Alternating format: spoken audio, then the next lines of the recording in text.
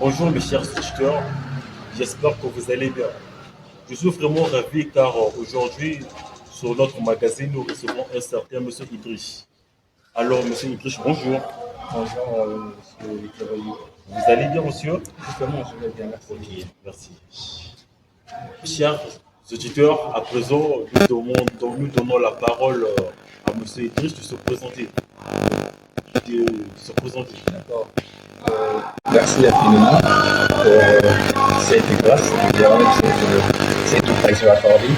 On m'appelle Dieu merci de nous, formateur au sein de l'éducation, moraliste, éducateur, philosophe et autres.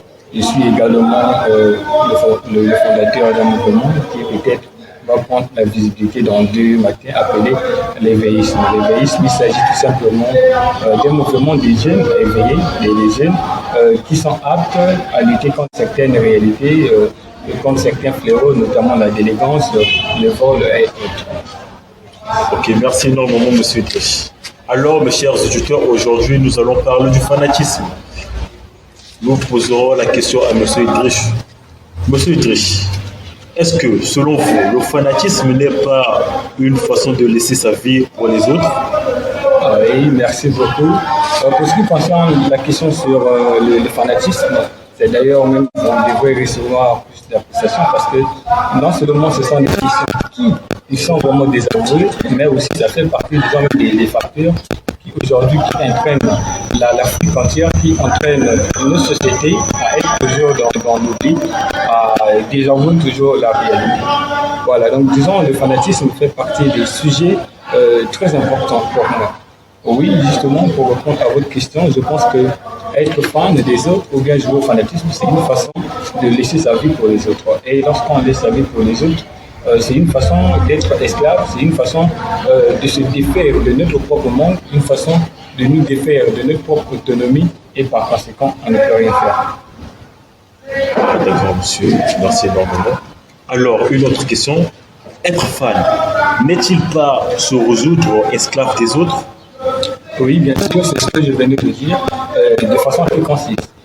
Être fan des autres, c'est être esclave des autres.